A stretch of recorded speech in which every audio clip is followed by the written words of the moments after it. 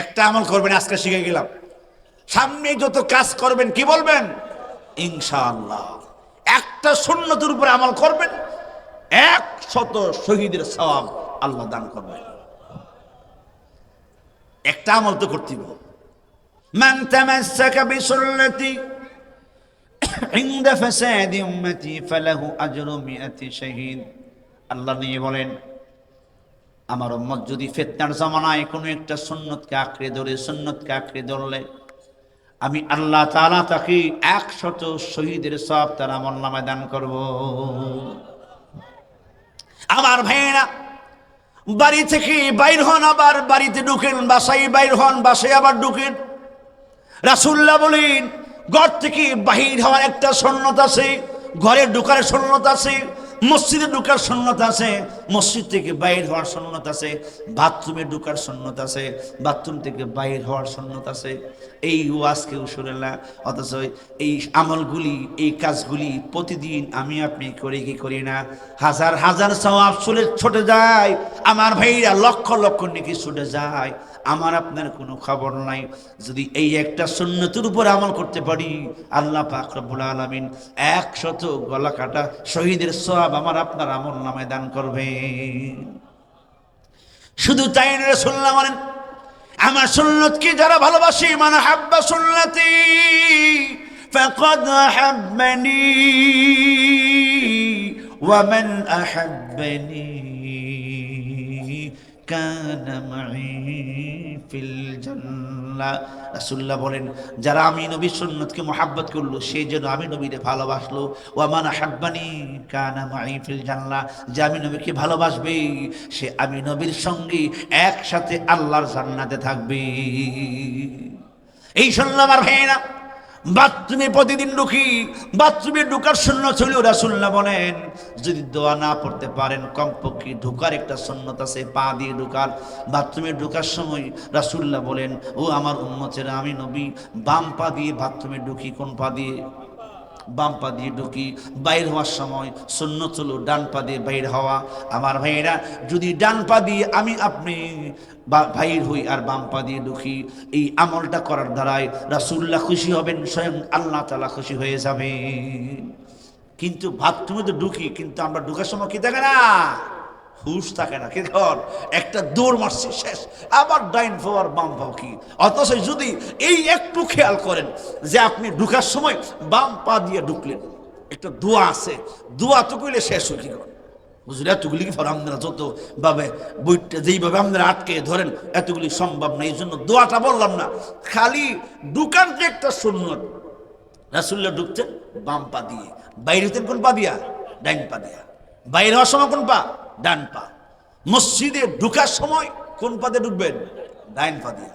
এর উল্টা রাখা, মসজিদে ঢুকার সময় কি? ডাইন পা দিবেন। এটা মসজিদে ঢুকার সুন্নত। দোয়া যদি না পড়তে পারেন, কমপক্ষে যদি এই ডান পা দিয়ে মসজিদে ঢুকেন আর বাম পা দিয়ে বাইর হন, এই একটা সুন্নতের উপরে আমল করার দ্বারাই 100 শহীদের সওয়াব আল্লাহ তাআলা আপনার আমলনামায় দিয়ে দিবেন। দৈনিক তো কমপক্ষে মসজিদে ঢুকন লাগে কয়বার? 5 বার। আরেক দল তো আছে বছরে 2 বার ঢুকে। কয়বার? বুঝলেন? একটা গেছে গা। আর এই রাত্রে দেখলাম মসজিদে জাগা হই নাই। আমার মসজিদে একবারে সারা রাত থাকে। 3টার সময় জিকিরে গেলাম, আল্লাহু আকবার, মাঠে দেখি মোটর সাইকেলের অভাব নেই, অনেক দূর থেকে এসে মসজিদ রাত্রের 3টার সময় কানায় কানায় ভর্তি। এটা মনে করছে হুজুর বৎসরে একটা রাত্র আজকেই সারালাম সব। আমি কই দিছি, যদি আজকাল পরে সবসময় রেগুলার এমন থাকেন, তাইলে আগের গুনাহ মাফ হইব। আর যদি পরের দিন থেকে আর পাওয়া না যায়, হাজিরা নাই, অ্যাবসেন্ট থাকেন, তাইলে আগের গুনাহ একটাও মাফ হয়েছে না। নিজে বুঝতে পারবেন হইল না হইল। আমার হয় না, এক ব্যক্তি মারা গেল, মারা যাওয়ার পরে বন্ধু বন্ধু স্বপ্ন দেখলো, বন্ধু আল্লাহর কাছে কোন আমলটা গ্রহণযোগ্য হয়েছে? বলতেছে একটা আমল আল্লাহর কাছে বড় গ্রহণযোগ্য হয়ে গেছে, আমার কোন আমল আল্লাহর কাছে কবুল হয় না। বন্ধু একটা আমল আল্লাহর কাছে পছন্দ হয়েছে। আমলটা কি? প্রতিদিন মসজিদে যাইতাম, ঢোকার সময় ডান পা দিয়ে আমি ঢুকতাম, বাম পা দিয়ে বাইর হইতাম। এইভাবে আমি যে আমল করছিলাম, একদিন বাইর হওয়ার সময় বাম পায়ের জায়গায় ডান পা দিয়ে ফেলছিলাম, ভুল করে ফেললাম। আবার আমি ডান পা দিয়ে মসজিদ ঢুকে বাম পা দিয়ে বাইর হইলাম। আল্লাহ তাআলা এই আমলের সিল্লাই আমার যাবতীয় আমলগুলিকে কবুল করে নিয়েছে। আমার যাবতীয় আমল, এই যে মসজিদে ঢুকার বাইর হওয়ার এই সুন্নতের উপরে যে আমি অটল ছিলাম, একদিন ভুলে বাইর হওয়ার সময় তো আমি দেব বাম পা দিয়ে ফেলছিলাম ডাইন পা, আবার ঢুকছি, আবার ঢুকে ডান পা দিয়ে ঢুকছি, বাম পা দিয়ে বাইর হচ্ছি। আল্লাহ আমার জিজ্ঞাসা করলো, এই কাজটা করলা কেন? যে আল্লাহ, সুন্নতের খেলাফ হয়ে গেছে, উল্টা হয়ে গেছে, এই জন্য আবার ঢুকছি, আমার সময় একটু লস হয়েছে। আমরা বললে বাইরে গেছে, ছাড়ছে আবার। দেখছেন এই যে মহাব্বত করছে, আল্লাহ বলেন যাও, এই আমার নবীর এই সুন্নতটাকে মহাব্বত করার কারণে, ভালোবাসার কারণে আমি আল্লাহ তোমার জীবনের সকল আমলকে কবুল করে নিলাম। বাসা থেকে বাইর হন সময় বাম পা দিয়ে বাইরে বের, কোন পা দিয়া? আপনারা অনেকে এখন এটা কি খুঁজছো সর্বনাশ, বাম পা দিয়ে বাইরে কোনো যাত্রা ইবাসকা। আপনারা বাইরেন কোন পা দিয়া? ডাইন পা দিয়া বাইরে। আসলে এটা খেলাফের সুন্নাত। বাসা নিরাপদ। বাসা কি? বাসার বাহিরের জায়গার থেকে বাসাটা আপনার জন্য নিরাপদ। বাসা থেকে বাইরে বেন, রাস্তার মধ্যে শত্রু অস্ত্র দাঁড়িয়ে আছে, ফাইলি পুট্টুস করে নেব, আছে না নাই? এই জন্য বাসাটা ভালো, বাসার বাহিরের অংশের চাইতে বাসা নিরাপদ। শত্রু আপনার বাসার মধ্যে গিয়ে আক্রমণ করবে না। এই জন্য রাসূলুল্লাহ বলেন, বাসা থেকে বাইর হওয়ার সময় তুমি বাম পা দিয়ে বাইর হইবা, আরেকটা দোয়া পড়বা, বিসমিল্লাহি তাওয়াক্কালতু আলাল্লাহি লা হাওলা ওয়ালা কুওয়াতা ইল্লা বিল্লাহ। এই দোয়া পড়া বাইর হইলে তোমার এমন শত্রু, যে শত্রু তোমাকে পাইলে মেরে ফেলবে, ওই শত্রু তোমাকে ওই দিনের জন্য আর মারতে পারবে না।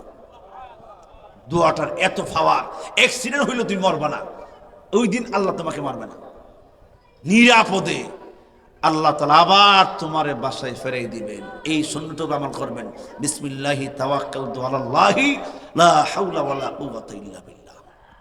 এই জন্য আমার ভাইরা, এমন কিছু সুন্নত আছে যেগুলি দৈনন্দিন আমাদের কাজে লাগে। বাসা থেকে বাইরে হওয়ার সময় বাম পা, ঢুকার সময় ডান পা। মসজিদে ঢুকার সময় কোন পা দিবেন?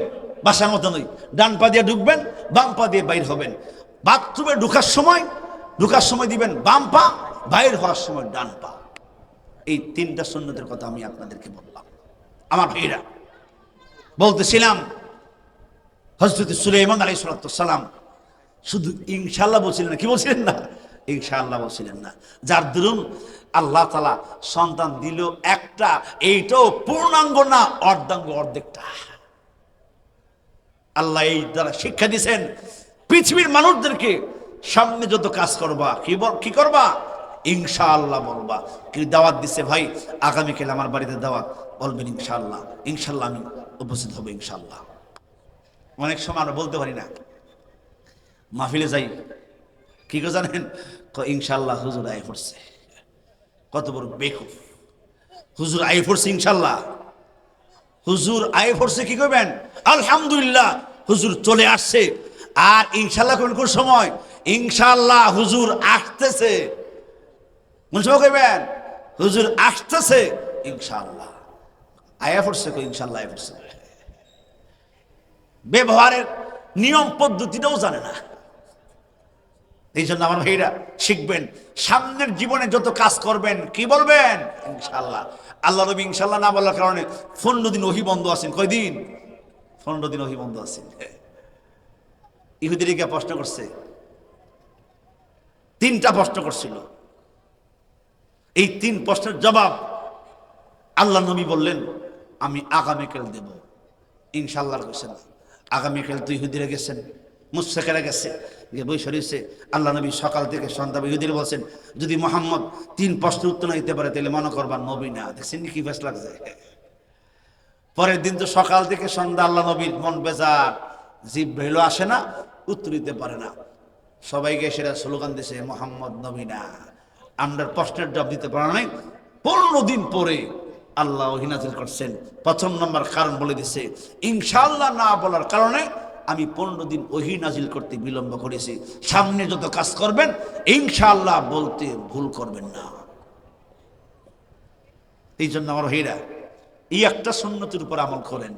এইভাবে শত শত হাজার হাজার সুন্নত আছে যেগুলি আমরা অথচ প্রতিদিন কাজ করি, এটা খেয়াল করি না। জুতা পরি না, জুতা জুতা বাঁধেননি, এটার সুন্নত আছে, নবী জুতা পড়ছেন।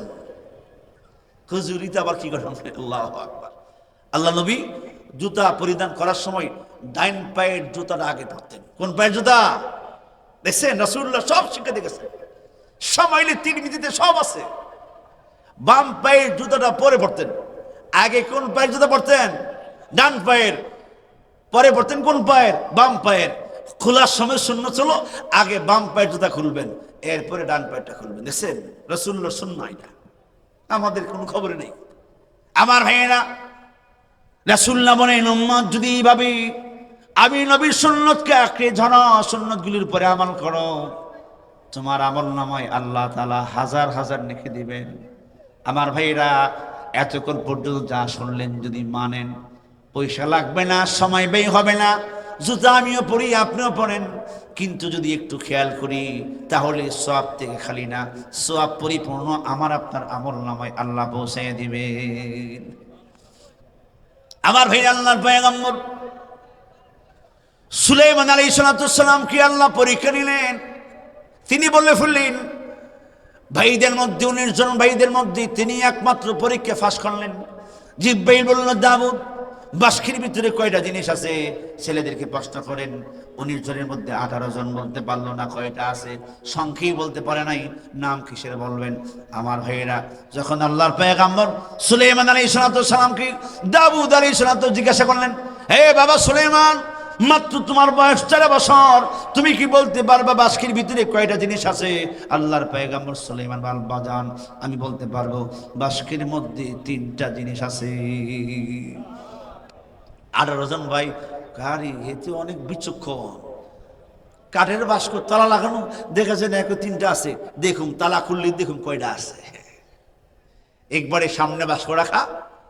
এখন জিব্রাইল বলেন হুজুর, সংখ্যা যে বলছে আপনার ছেলে সুলাইমান, উত্তর সঠিক হয়েছে, 3টাই আছে। এখন বলেন 3টার নাম কি? আমার ভাইয়েরা, হযরত সুলাইমান আলাইহিস সালাম বললেন 3টার নামও আমি জানি আব্বা জান। 3টার নাম হলো, একটা আংটি আছে, একটা গাইড বই আছে, আরেকটা চাবুক আছে। বলেন সুবহানাল্লাহ। 3টা জিনিস আছে, একটা আংটি, একটা গাইড বই, আর একটা চাবুক আছে।